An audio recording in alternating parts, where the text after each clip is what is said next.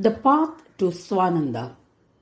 Akarmana shreshtatamamam karmanichakritam tuyat varshmanasthitiranyasya karmano naiva setsyati. Shigajanan Prabhu says, listen to the path of attaining me. In my mind, the sadhak who does all good actions in an attitude of surrender to me is the best. He attains Svananda due to his good deeds. Besides, he is also freed from the cycle of birth and rebirth. Therefore, it is not desirable for a soul who has assumed a body to be without doing any karma. It should be considered foolish. After explaining this, he goes further to say that besides the result of akarma is firstly that the body is destroyed, and secondly he attains hell after death. These are the fruits that one gets. Therefore, instead of such akarma, performing the ordained karmas is much better. Surrendering of karmas to me alone serves the purpose of being free from the bondage of karma. Fulfilling the karmas according to one's dharma and doing them as per the scriptures in an appropriate manner and then surrendering them to me is the way one becomes free of all kinds of bondage. It is only when you do not surrender the fruits of your action to me and do the action only for enjoyment that you become bound.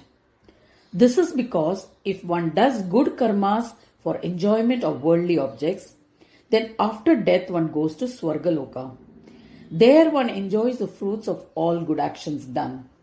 Once all the merits you have earned are exhausted, you are once again born on earth. Thereafter, based on the destiny one attains, one enjoys doing good or bad karmas again, and thus gets caught in the cycle of birth and death. This is what the cosmic law has ordained, and therefore, one who desires permanent happiness should do good actions and surrender their fruits to me. In short, one's expectation of joy is possible only with the blessings of Ganesha. Keep doing your Swadharma related actions in a determined way to attain the love and grace of Ganesha. Asamarpya nibadhyante karmatena janamai kurvita satatam karma nasho sango madarpanam. It is only then that all sins turn to ashes and tendencies of material enjoyments vanishes. Sins of several lifetimes reside in our minds. Therefore, the tendency for good actions does not arise. If by chance a particle of merit rises, then the tendency for meritorious deeds is created. At such times, the jiva should do only good deeds, as a result of which the strength of sins get weakened, and thereafter, if all good actions are done in surrender to me, I burn away all the remaining sins, and later I burn away all the residual merits as well. The arousal of intense desire for attainment of Svananda is an indication that all sins and merits have melted away.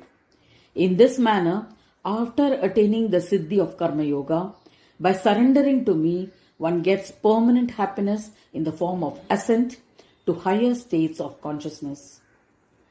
Madartayani karmani tani vadanti na kachit savasanamidam karma badnati dehinam balat. This is the impact of the karmas done to please me. You may continue to worship me by doing vrats, that is rituals of fasting, praying, etc., singing my kirtans and my praise, but it is only by fulfilling one's Swadharma that one is capable of destroying the bondage of karma. But not doing so keeps one doing actions as per one's vasana. As a result, they get caught up in the cycle of birth and death. Ganesh Loka and Svananda Loka. Those who worship me with the intention of getting their desires fulfilled do not attain my Svananda Loka. Such a person goes to the Ganesh Loka in Kailash Loka. Pleased with the penance of Shiva and by using a part of myself, I was born as his son and was known by the name of Mahaganapati and began living in Ganesh Loka within Kailash Loka. I have incarnated 8 crore times in the house of Shankara. Among all those incarnations, the incarnations as Mahaganapati is the most important. Shankara and Parvati worshipped me and asked for a boon, that I be born as their son, and that is why I took that incarnation. I am mentioning this to make the cause and effect clear. They said, "We have been blessed, O Lord of Lords." Parents have a unique fondness for their child, however defective or foolish such a son may be. They are only full of love for their son. We have utmost love for you, Ganesha. This is our bhajan and 9 forms of bhakti. You are the proof of that. We feel blessed, Gajanana. How is being born as their son going to destroy the bondage caused by taking up a body? My incarnations as Moreshwar and others took place as a division. Even though it may have been in the form of a son to Shiva, my glory is beyond those incarnations and is far superior to that of Shiva. Shigajanan Prabhu proceeds to explain this discriminative knowledge. It has been mentioned in the Puranas that there was a Kapil avatar named Ballal, born to Shiva for the purpose of delivering the teachings of Vedas and imparting its knowledge. If we understand the power and glory of that incarnation to be equal to the power and glory of Shiva, then the incarnation named Pushtipati, born to Shiva as a son, who was a Kala-ansh of Vishnu, would be equal to the entire power and glory of Vishnu. On this basis, it was more or less the same for other incarnations as well as Rama and Krishna. They were all born for a specific reason. After finishing the avatar work, all of them returned to their abodes. There were several such incarnations of Gajanana, who were either sons of Shiva or Parvati, or manifested and performed glorious deeds and went back to Svananda Loka. Shiva and Parvati were never internally peaceful and were always disturbed in mind. Shigajanan Prabhu says, they performed severe austerities, and after pleasing me, when I manifested before them, they prayed to me that as long as they were alive, I had to assume a body and live with them as their son. Hence, to fulfill the desires of Shiva and Parvati, I incarnated in the name of Mahaganapati and created a Ganesh Loka in Kailash Loka itself, where I began living. The place where I live should be considered the glory of Svananda itself, and therefore the Ganesh Loka that I created in Kailash Loka began to be considered as Swarga Svananda. The main Svananda Loka, the abode of Swaswanand Purna Brahma, is different. Beyond Vaikuntha and Kailash, there is the darkness of ignorance. So Brahma, Vishnu or Mahesh, including Shuka and other yogis, never entered there. When they became enlightened with knowledge, they did not realize their entrance into light without a body. The darkness of 1,000 Yajnas was suddenly lit, which was later called Brahmari. A goddess of fiery nature is seated there without any support. She is the Tvampada and endowed with different kinds of things whirling around, which is known as Brahmarika knowledge.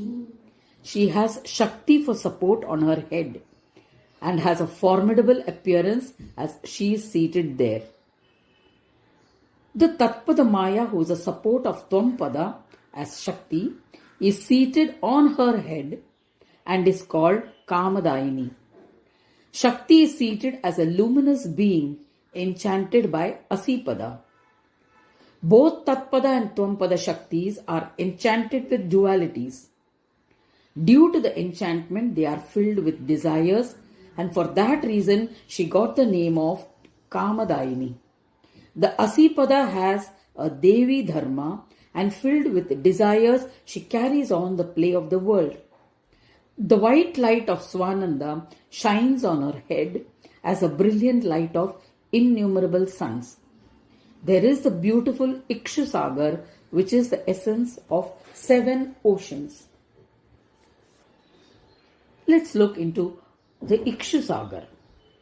The Ikshusagar of Svananda Loka is the complete power of Brahma, and therefore it has to necessarily be very indicative. The Ikshusagar that is in the water between the 7 great islands is different. There is no connection between the two whatsoever.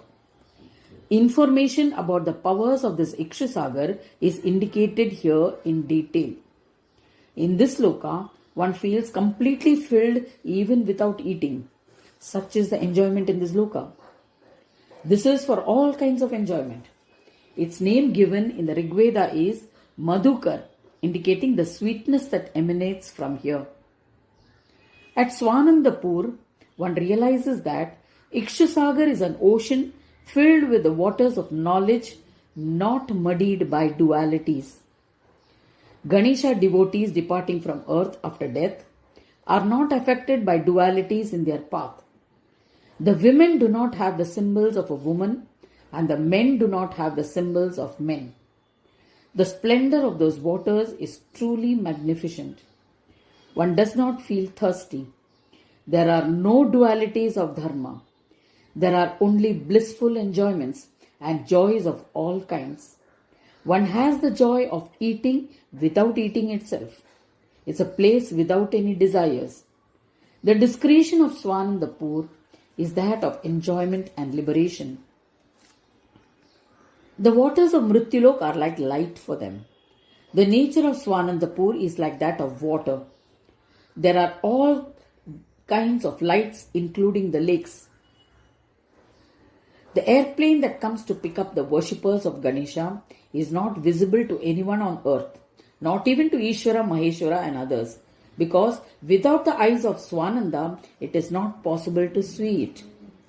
The airplane of the gods is not visible to the men on earth, as the physical eyes have limited sight. Still, Shiva and others see through divine eyes. Man too becomes capable of seeing through the physical eyes when blessed with divine grace. But without the eyes of Swananda, even the Devas cannot see the plane of Ganesha. Entry into that Swananda Loka is only to those Ganesha devotees who have no desires. Those devotees who are filled with desires find a place in Ganesh Loka, created in Kailash Loka. These devotees enjoy their stay there. They obtain psychic powers, but in the end they have to return to the earth and take birth there. They have to once again worship Lord Shiva, and with his grace they become desireless devotees of Ganesha. Then alone they attain permanent happiness of Swananda Loka. So in brief, the secret to be understood here is that desire-filled tendencies of the mind create bondage. Nobody desires a life of birth and death, but the desire for material enjoyments does not leave them either.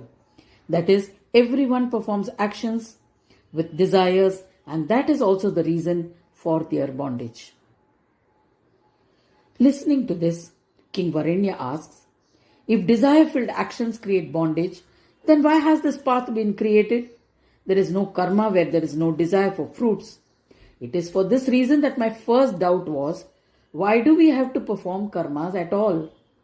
There must be a different secret altogether for this. Tell me about that. Shigajanan Prabhu replies to this question beginning with verse 10. Varna srishtva vadanchaham sayajnam tan puram priya yajnena ridhyatamesha kamada kalpa vrakshavat. Any jiva within the cycle of birth and death takes birth on this earth. When he is born, he is ignorant, immersed in the vasanas for material objects, and has expectations of fruits of his actions. How can there be a possibility for knowledge in a state where desire for fruits is absent? Without the practice of spiritual discipline, it does not arise in him at all. Therefore, Shigajanana says, why does one have to do those karmas where there is desire for fruits? This doubt itself is inappropriate and meaningless. This is the reason I have created some special plans. I shall tell you about them presently. Listen to it. Suranshchanena prinadhvam suraste prinayantu va labdhvam paramam sthanam anyonya prinanastiram.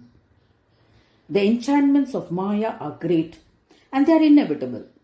Our plans will be useful to redeem from that condition.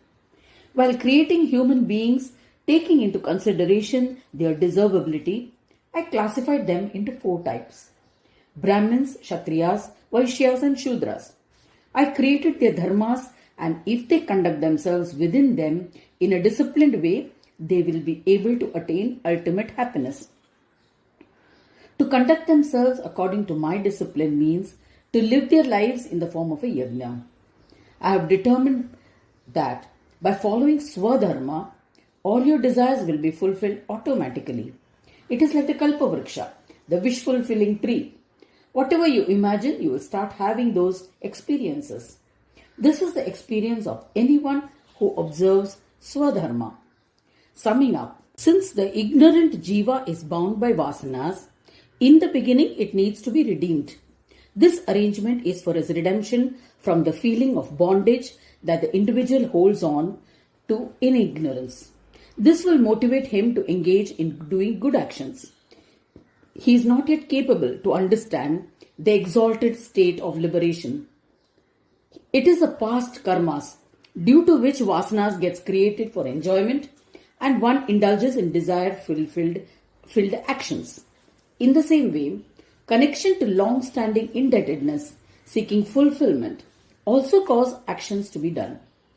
Shigajanan Prabhu says, fulfilling the duties as ordained by one's dharma and performing such actions makes the gods happy. The secret that the karmas related one only to Swadharma form food for the Devas. Therefore, fulfilling karmas according to one's dharma pleases the Devas, who send different enjoyments into the lives of such people. The Devas have been created and given places of authority for fulfillment of various functions of the people. They are held in high esteem as they are the bestower of fruits of the actions done in fulfillment of dharma ordained karmas. Thus, if one continues to get fruits for the good actions done, they will be encouraged to do it again and again with faith and sincerity. This also ensures the prosperity of the Devas, who too will continue to grow. In this manner, the Devas coexist and co-create with human beings, and human beings in turn contribute to the happiness of the Devas. Thus, both of them should obey my orders and live by helping each other. This arrangement ensures continuity of the lives of both the Devas and the human beings. Since my orders were the reason for the fulfillment of their Swadharma, the special benefit accrued by all of them is purification of the mind. When the mind is pure, the tendencies for material enjoyments becomes weak and a taste for liberations gets created in their minds. This in turn leads them to step by step begin their practice on the path of Svananda. The basis of instructions from the Shastras is the orders from Ganesha himself. When one fulfills their duties, a sense of pride comes up of exclusivity from others not doing so. But that also automatically melts away when one becomes the benefactor of the grace of Lord Ganesha, due to which he gets the joys of meditative union and is completely gratified. This explains the meaning of the verse Anyona Prinanata Sthiram Paramam Sthanam Labhyadvam. In summation, fulfilling the orders of Ganesha through observing one's dharma, ordained karmas, is an accomplishment and one should understand its importance. What are the consequences of disobeying those orders? And if one disobeys those orders, the consequences that such a person has to undergo are explained in the following verse. Ishta deva pradasyati bhoga nishtan sutarpitam te dattat sanarastebhyo dattva bhungte sataskarah. The main reason for attaining joy is a fulfillment of one's dharma. Even after knowing this, why does one disobey them? How to recognize the interdependence of devas and human beings and their indebtedness towards each other is discussed in this verse. A jiva having taken a human body attains Swargaloka after death by doing good karmas. After enjoying all the fruits, he gets reborn on earth with all prosperity. Instead of living by fulfilling his Swadharma, his greed for material enjoyment is so high that he doesn't have a bend of mind towards fulfillment of his Swadharma. As a result, his duty towards the Devas in Swargaloka gets diluted.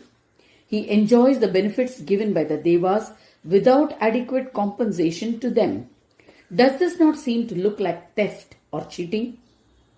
Earlier, when we had fulfilled his karmas and attained Swargaloka after death, the Devas residing there had provided him with all the means of pleasure available as compensation. The Devas do not consider that once the Jiva enjoys everything here, he would continue doing his dharma on return to earth after rebirth. On the other hand, they believe in his determination to do all good karmas which will please them, having learned the lesson of having done so earlier. Behaving as one pleases without fulfilling one's Swadharma and enjoying all material objects is the behavior of a thief.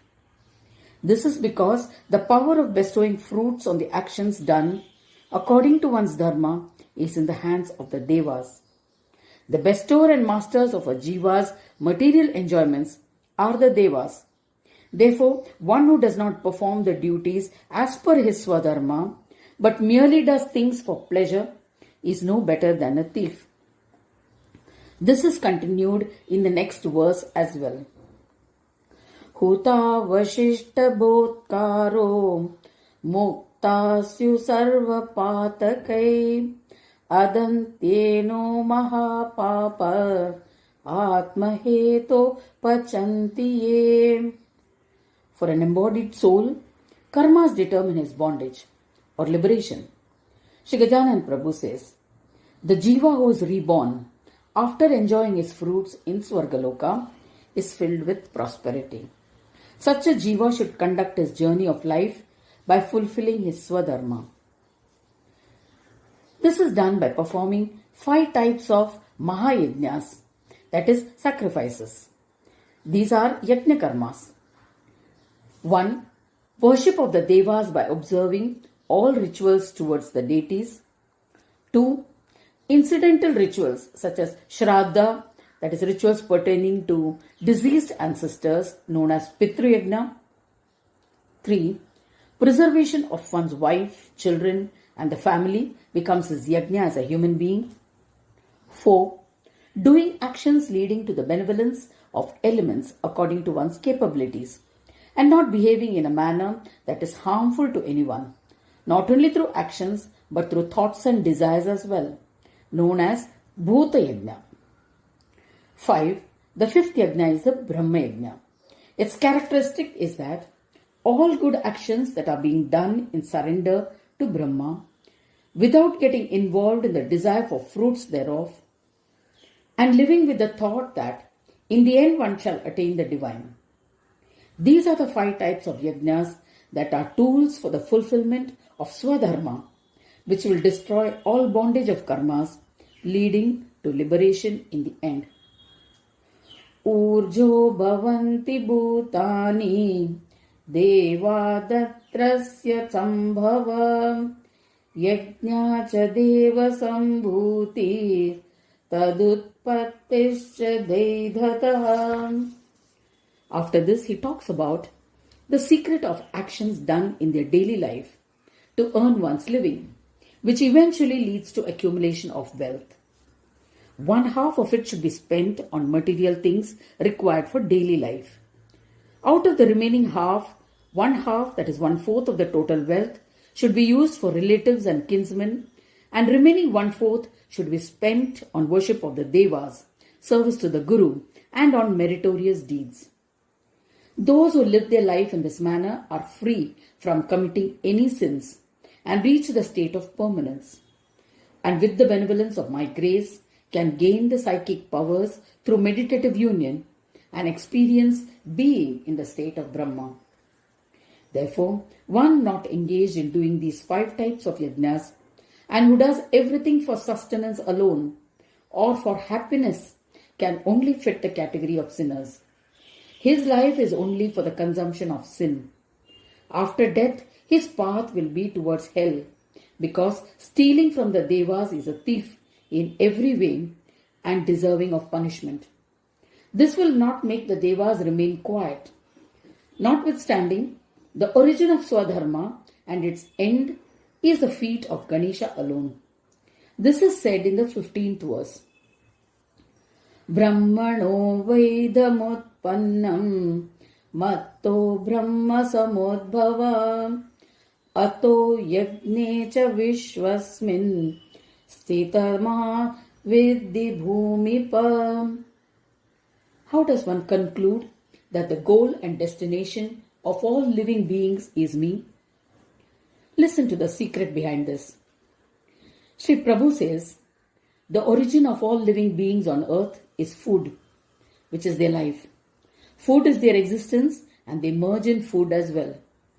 Let's look a little deeper into this sentence.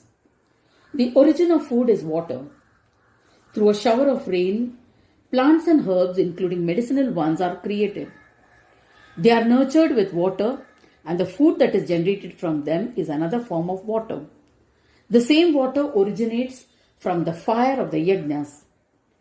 Shruti says, Yajnat bhavati panjaya. The origin of karma is Vedas, which have originated from Brahma's Om sound. Through the Vedas, Brahma has instructed to perform Yajnas, which are considered good karmas. Good karmas, which are referred to Vaid here, denote Vidhi or Brahma. So the meaning of the word Dev here is water. To sum up, observing good karmas makes it possible for the embodied soul to fulfill the dharma of death. Everyone born has to die. So this ensures support, protection, as well as preservation of this life and hereafter. He goes on to speak about its origin in the next sloka. The knowledge for doing good actions is derived from Vedas.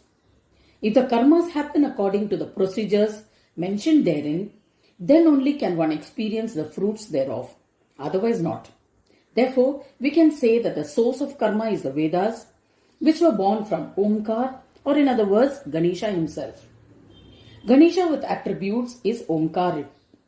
Akar, Ukar, Makar and Nad are the 4 Dehas representing the 4 Vedas, namely Rigveda, Yajurveda, Samaveda and Atharvaveda in that order.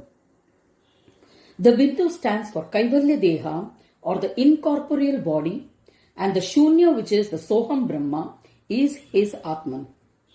This 5-fold form of Omkar has been described in Kapila Gita. He says that Omkar is me and its Atma too is me. I am present everywhere out of my own desire for play, encompassing everything. Know this to be the secret. After saying this, Shigajanan Prabhu goes on to elaborate the pada indicated by Ato Yajnacha Vishwasmin. I, being the root of the 5 Mahayajnas in the practice of Swadharma, all efforts put for performing them for the observance of one's own dharma will please me. So it is true that I have created food, water, yajna, good karma and the Vedas out of my own desire for my own play. It's my power that performs the play, and it is me who enjoys it as well. Keeping this in mind, one should follow Swadharma and take shelter through good actions. This is the secret of Karma Yoga. The gods are pleased when we do good karmas. He gives an example to clarify this point. If one performs the Ashwamedha Yajna 100 times, one can attain the position of Indra. This is to indicate that the fruits earned by performing 100 Ashwamedha Yajnas are equivalent to the glory and prosperity of the post of Indra in Swargaloka. It is more or less similar for each of the gods in Swargaloka. In this manner, the godliness of the gods is dependent on the performance of yajnas by human beings on earth. Only when human beings perform yajnas that gods get their food, which is the essence of the offerings made in the yajnas in subtle form. On the other hand, human beings are dependent on food, which in turn is dependent on the rains in the right quantity at the appropriate time, which in turn is in the hands of the gods. Therefore, the enjoyment of the prosperity of human beings is under the control of gods. Hence, they should support each other to mutually enjoy the prosperity. Although it may sound selfish from the point of view of enjoyment, but that's the way it has been arranged, and so it is appropriate. Besides, enjoying this way is in fulfillment of my orders, and so it is completely satisfying to me as well. Keeping this secret knowledge in mind, one should continue performing good actions according to one's dharma.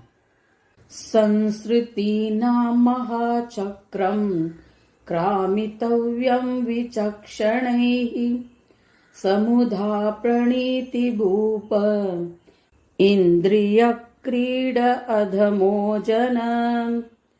Steps for self-knowing.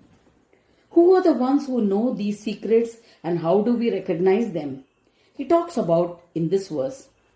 So far we have been seeing the sequential steps a sadhak should take for attaining the powers gained from self-knowing, resulting in its complete satisfaction at Swaswananda. The first is Shakta Yoga, which is attained by the practice of Karma Yoga. When the sadhak's mind is overcome by greed for the knowledge of the means of attaining psychic powers that result from steadfastness in Jnana Yoga, he tends to become lax in observing the discipline of Karma Yoga. We saw how doubts rise because of the exasperation caused due to his laxity, which is wrong and acceptable. When a soul assumes a human body, it is natural for bodily karmas to happen as per the laws of causal matter. This cannot be avoided. Merely setting aside the karmas of the body is impossible, as it will only lead to destruction of the body. Besides, the mind will engage in thinking of enjoyment of material objects. Such a state is always deplorable and will only lead to hell. Therefore, doing one's duties according to one's dharma with an attitude of surrender to Ganesha is indicative of steadfastness in Karma Yoga, which alone will prove to be a bestower of blessings and a destroyer of bondage. He then continues, Eva Karma Yogam Dridakritya Punarvasana Anadi Siddhatam Katam na Pashyati Akshaya Sansaratvat Tadena Kajama Sanyogam Karma Paraya Nasya Moksha Ruchi Tata Karma Yogadikari Mahat Punya Sanchaya Moksha Ruchitvat Tadartha Shad Bhiraha. Even after the yogi is firmly established in Karma Yoga, he is still not naturally inclined to take the path of Jnana Yoga, which is preventive and whose powers have no beginning. His awareness of the binding nature of vasanas and understanding of Jnana Yoga being beginningless and imperishable comes after a native disposition of walking on this path for several lifetimes. Therefore, the yearning for liberation does not happen easily for an individual soul. Keeping this in mind, the jiva should try to recognize its duty. To sum up, the jiva has been created by the Paramatma. When this jiva takes birth in a human body, he is subject to death and rebirth and is always bound by some special duty or the other. Shri Gargya Maharshi in his commentary explains why the Supreme had created interdependence of the jivas and the devas through the instrument of yajnas. A yajna is a yoga by which they get the fruits of action in the form of food, etc., for the karmas done by them. Besides creating specific karmas according to the class of people, namely Brahmin, Kshatriya, Vaishya and Shudra, he also created other castes who take birth as per their traditions. Taking into consideration the different permutations and combinations of situations and arrangements that might arise, he also instructed their respective dharmas. If they perform the yajnas according to their Swadharma, they will be blessed with all prosperity, enabling them to enjoy everything here on earth and after death in the other lokas as well. These yajnas are virtually their wish-fulfilling tree, capable of fulfilling all their wishes. Besides, performing the yajnas brings joy to the Devas, who shower them with joys of fulfillment of their expectations. In this manner, both should satisfy each other by fulfilling each other's needs. When this happens, the purpose of his creating this world of play will be fulfilled. Since this will lead to release from the bondage of karmas, both the Devas and Jivas will attain each other in the end. Just as the state of Devas and human beings are externally visible, in the same way each one's internal state can also be known. Through Karma Yoga, it becomes clear whether a human being is operating from the state of godly behavior or demonic behavior, both of which are present in every jiva. When this is clear, one can drop the demonic behavior and adopt godly behavior through awareness. This can enable a seeker to ascend.